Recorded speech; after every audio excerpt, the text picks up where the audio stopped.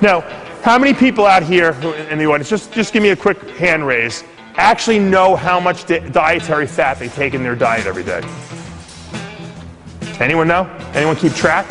I don't see one hand. I see maybe one guy, maybe. All right. Why is it important to know how much dietary fat you take in? Well, how many people here, let me ask another question. How many people here know how much daily protein you take into your diet every day? Anyone? You don't know?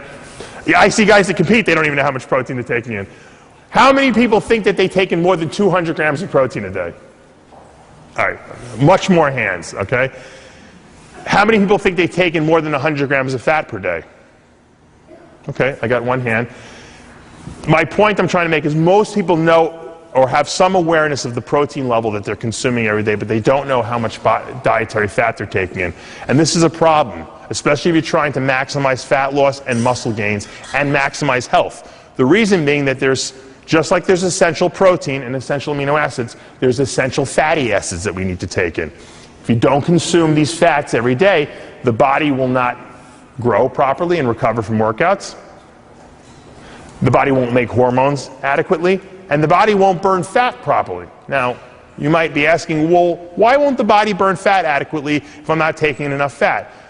Well, because the body has these, I call sensors, okay, essentially. It senses if it's got the right stuff coming into the body. And if the body is lacking in certain essential fatty acids, it doesn't understand that it's just a couple of fatty acids that it doesn't have. It thinks there's a general restriction or a general starvation of fat. So what it does is it hoards fat. And in women, it hoards fat in their lower body, and in men, it hoards it around your waist. So if you notice that when you're dieting, and you're a woman, you have stubborn lower fat stores, or as a man, you have stubborn abdominal fat stores, it could be that you're not taking in enough essential fatty acids. Now, what are these essential fats? Well, let me just, for instance, break down fats into 3 categories for you, okay, to make it real simplistic.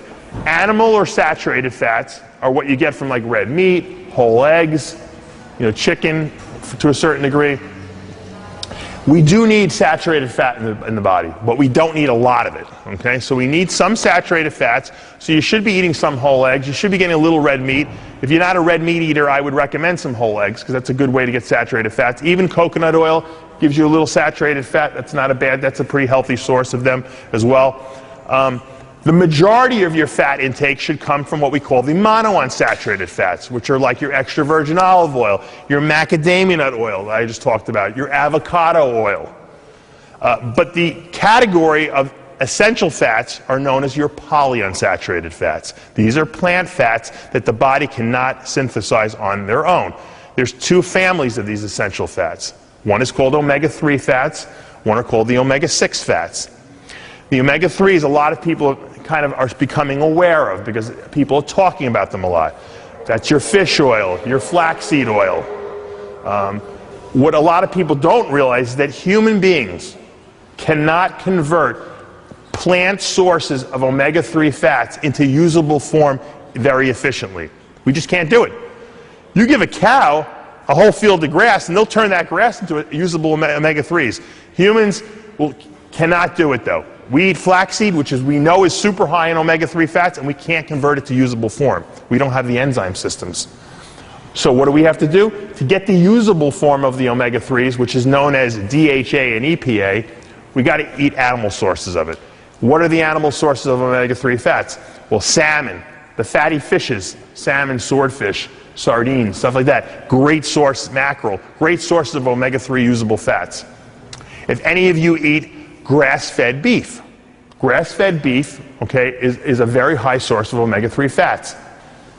Omega-3 eggs, which they sell in the supermarket, the whole egg we're talking about, the yolk. What they do is they feed the chickens flaxseed, okay, instead of corn, and all their fats, or more predominance of their fats in the yolks, become omega-3 fats, very healthy. Now, so you can gear your food intake by increasing your consumption of omega-3 eggs, by adding some salmon, swordfish into your diet, by buying some grass-fed beef for buffalo. They have websites you can purchase it from. Sometimes even like Whole Foods sells them.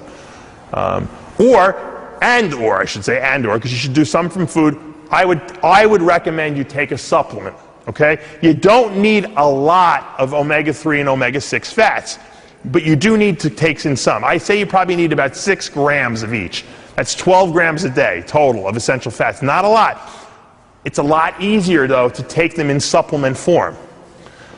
What that means is you should be taking a fish oil supplement, and you should be taking something for your essential omega-6 fats.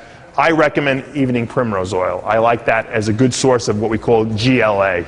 Okay? There's other versions of GLA you can get from borage oil if you want.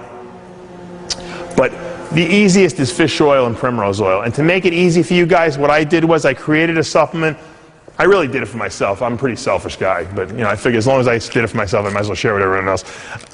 I created a supplement called Omega-Lyze, which contains 3,000 milligrams of fish oil per day and 2,600 milligrams of evening primrose oil per day with a 30-day supply.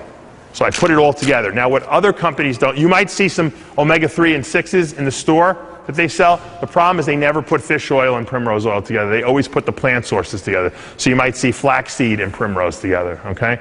Or they won't, or they won't put it in a high enough dosage. You need about 3 each. You take in a little less 6, a little more 3s. That's usually the rule of thumb, the ratio. And this is so easy to do. You take 3 pills twice a day with breakfast and with dinner. I mean, and you don't have to worry about fats ever. You never have to worry about essential fats. It's a no-brainer, really. This is one of these things that everyone should take. And you know what? Most people, I have a lot of people that come to me as clients and say I have cholesterol problems. As soon as they start taking this, they go back to the doctor, and the doctor said, "What did you do?" And they just tell them, "I just started an essential fatty acid supplement." And boom, all of a sudden your cholesterol profiles go back to normal. You know why we have heart disease in this country? The reason we have heart disease in this country is we eat animals that eat the wrong foods. So we essentially poison our animals by giving the cows grain, which is corn, instead of grass. We feed the fish, the farm-raised fish, corn instead of letting them eat other fish or water vegetation. And then we go and eat those animals. So we make the animals unhealthy, and then we eat the unhealthy animals, and then we wonder why we get unhealthy. You know, grass-fed beef, cattle, don't need to be given antibiotics. They don't get sick. But corn-fed or grain-fed cows need to be fed antibiotics with their food because otherwise they get diseases. Why? Because they're not supposed to be eating corn. They're eating the wrong diet. Imagine if you ate corn all day. You would not look like you do now. You would not have all that muscle, okay? You would be a fat man on a couch, okay? So you are what you eat. It really is. So you got to watch your food intake. I know it can get crazy out there if you want to start eating organic. I mean, you can spend a fortune on foods, but really the bottom line is never eat farm-raised fish. Terrible for you. Always go for wild if you have the option. Now, I go to the supermarket and I see you could buy wild-caught flounder frozen, and it's cheap, okay? Just always look for wild. Never buy farm-raised fishes. Okay?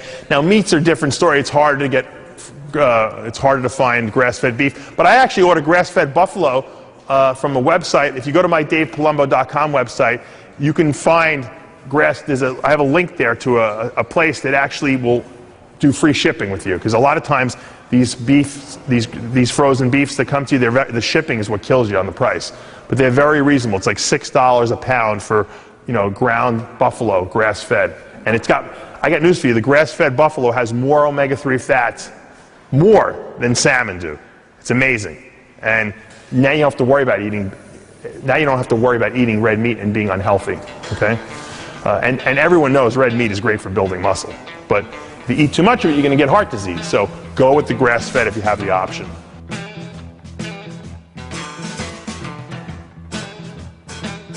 Love me 2 times, baby.